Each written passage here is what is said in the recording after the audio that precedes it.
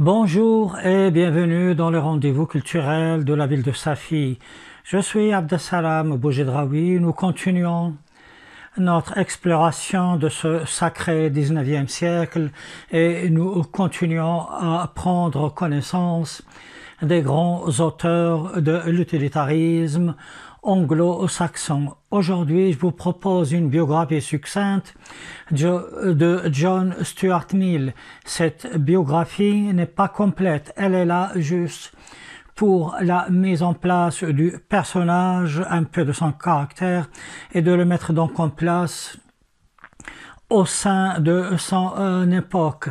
Pour ceux qui voudraient en savoir un peu plus, je mets à votre disposition un petit fascicule qui reprend les grandes lignes des auteurs que nous avons déjà vus. Vous trouverez le lien de téléchargement dans la description. De plus, la biographie de John Stuart Mill est basée sur une autobiographie qui s'appelle Mémoire, histoire de ma vie et de mes pensées, ce qui rend facile le parcours, le suivi de ce grand philosophe.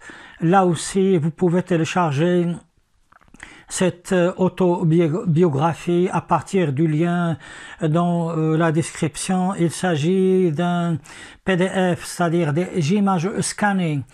Ça comporte un certain inconvénient dans la mesure où vous ne pouvez pas extraire le texte et vous ne pouvez pas faire de recherche sur des mots particuliers.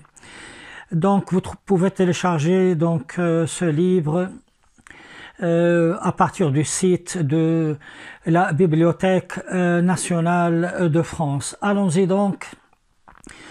On parle de la vie de John Stuart Mill. La prochaine fois, ce sera sa philosophie et ses conceptions économique.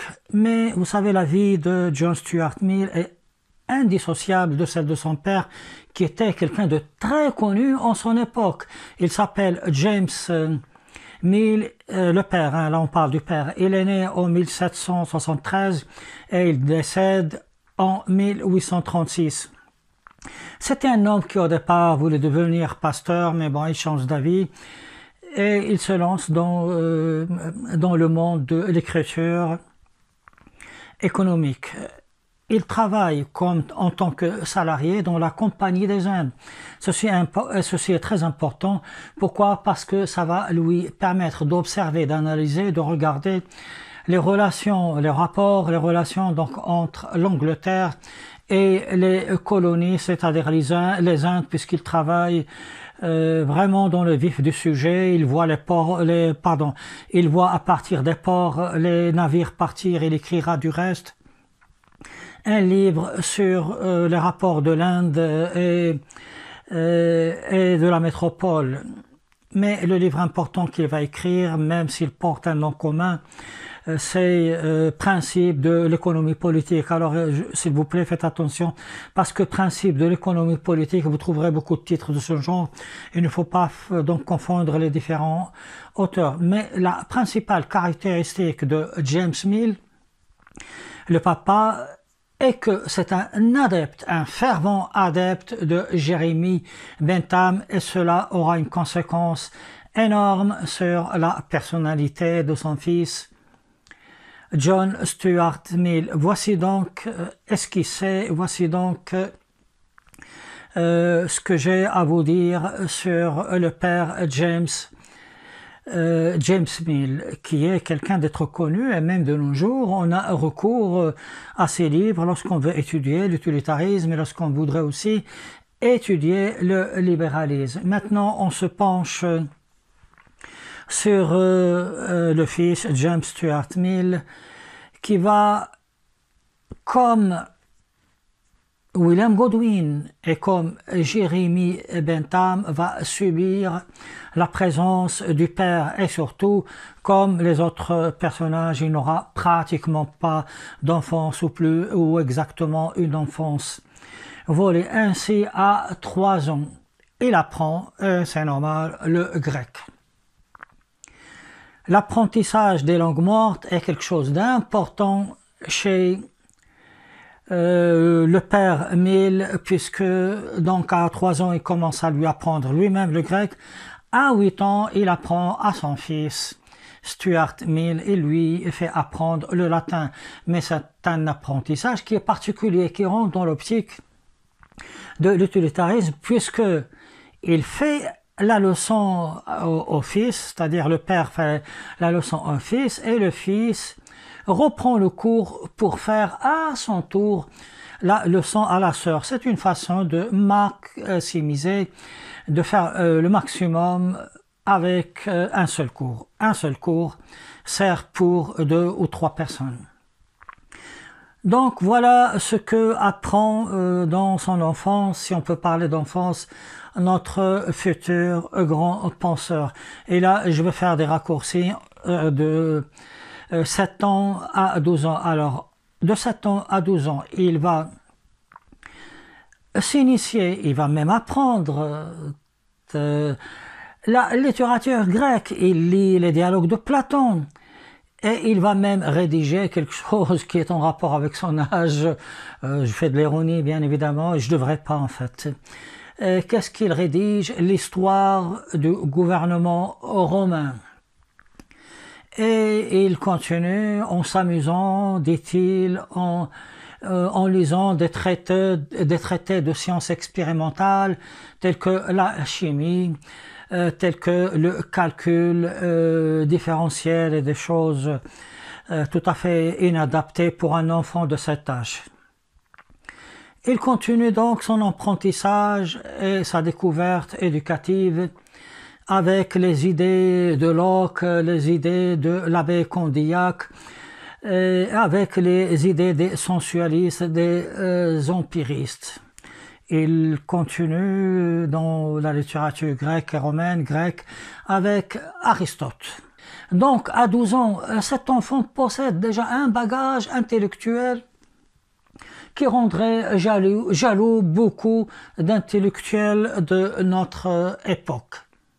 Mais c'était malheureusement un enfant atypique, puisque à 12 ans, il se sent différent des autres enfants, et surtout, il semble supérieur. Il dit qu'il est supérieur aux autres adolescents qu'il regarde d'une manière altière.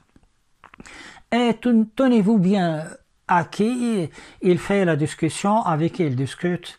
C'est pas avec n'importe qui, c'est avec Jérémie Bentham lui-même et avec David Ricardo, qui sont des amis de son père. Vous voyez donc quel genre d'enfance notre ami John Stuart Mill a eu. À l'âge de 14 ans, il part en France. Pourquoi? Parce que son père, James Mill, qui connaît Jérémie Bentham, l'envoie donc chez le frère de Bentham, qui possède une propriété en France. Il s'installe à Montpellier, puis après il va à Paris. Mais surtout là, en France, il apprend de façon méthodique, de façon studieuse le français pour prendre connaissance avec la littérature et les penseurs français, en particulier Helvétius, dont j'ai déjà dit à plusieurs reprises que c'était le maître à penser de l'utilitarisme français, et c'est quelqu'un, Helvétius, qui va influencer les grands penseurs de l'utilitarisme anglo-saxon. Quand il est en France, il se rend compte qu'il est gauche, qu'il a une certaine maladresse. Et c'est très important parce que c'est la première fois qu'il commence à s'intéresser à son corps et n'est pas en son esprit. Ceux qui écrivent les biographies, qui étudient la biographie de John Stuart Mill, n'ont pas fait attention à cette chose qui, à mon avis, est très intéressante. Donc, prise de conscience d'un corps qui est maladroit. À 17 ans, il revient en Angleterre. Il devient fonctionnaire comme le papa dans la Compagnie des Indes. Et il continue bien sûr à travailler en lisant les grands livres de traités de l'économie libérale de Adam Smith, David Ricardo, qu'il connaît, et bien sûr du grand Jérémie Bentham, et même des ouvrages de son père. Il écrit dans des revues avec son père de même. Là, comme je l'ai déjà dit à propos de Jérémie Bentham, Jérémie Bentham était un homme qui n'était pas très méticuleux. Il écrivait un peu n'importe comment, n'importe où, et il y avait plein de caisses, plein de cartons de ces feuilles. Et avec Dumont et d'autres personnes, John Stuart Mill va essayer de rassembler des feuilles pour faire publier 5 ouvrages de Bentham. Et il aura une phrase qui, à mon avis, est un peu méchante, puisqu'il va dire que les 5 ouvrages qu'il va faire publier de Bentham, donc, ce sont les seuls ouvrages qui méritent d'être sauvés de toute la pensée de Jérémie Bentham. Pas très gentil, mais ça signe une rupture déjà à cet âge-là avec les pensées de son maître. On continue, quand il a l'âge de 20 ans, à 20 ans, un problème, quelque chose de déterminant, quelque chose qui sera crucial dans la mentalité de John, là je confonds avec le père, de John Stuart Mill, puisqu'il fait une très grave dépression, mais alors une dépression terrible. Et au cours de cette dépression, il va faire une sorte d'examen de conscience, puisqu'il va dire quelques phrases qui sont non seulement très éloquentes, mais également terribles, puisqu'il va dire que l'habitude d'analyser les choses appauvrit les sentiments. Et il remet en question toute l'éducation qu'il a eue, tout cet apprentissage du grec, du latin, toute cette façon héritée de son père de tout analyser. Il aura également une autre réflexion, puisqu'il dit que si on lui donnait tout ce qu'il désire, si on réalisait tous ses vœux, à ce moment-là, il ne serait pas forcément heureux. Il ne dit pas ça de cette manière. Moi, je ne fais que vous donner, résumer son idée. Là aussi, c'est une grande réflexion, puisque il y a une petite rupture avec l'utilitarisme tel qu'il est apporté par Jérémie Bentham et qui est basé sur la recherche de plaisir. Ici, il dit clairement que même si on lui donnait ses plaisirs, il y a autre chose qui rend heureux. Le père meurt en 1836. Moi, je crois que même s'il ne le dit pas, John Stuart Mill a eu un très gros chagrin et probablement une très grande douleur morale. Mais il sait que dorénavant, il est le soutien de la famille. Ce que j'avais oublié de vous dire, lorsque John Stuart Mill entre dans la dépression, cette dépression finit par une crise de larmes, mais alors des larmes et des sanglots, et il aura cette pensée, il dit que il découvre que finalement, malgré tout, il a encore des sentiments humains et qu'il peut ressentir de l'empathie. Désolé pour ce petit retour. Donc le père meurt et John Stuart Mill continue sa carrière, puisque là plus rien ne le retient, il n'y a plus la présence quasi obsessionnelle du père, il peut donner libre cours à ses idées. Il fera une rencontre qui sera décisive pour lui. C'est la rencontre avec un couple, les Taylor, qui est composé de M. Taylor donc, et de son épouse Harriet, qui est de 18 ans plus jeune que lui. Ce sera un coup de foudre.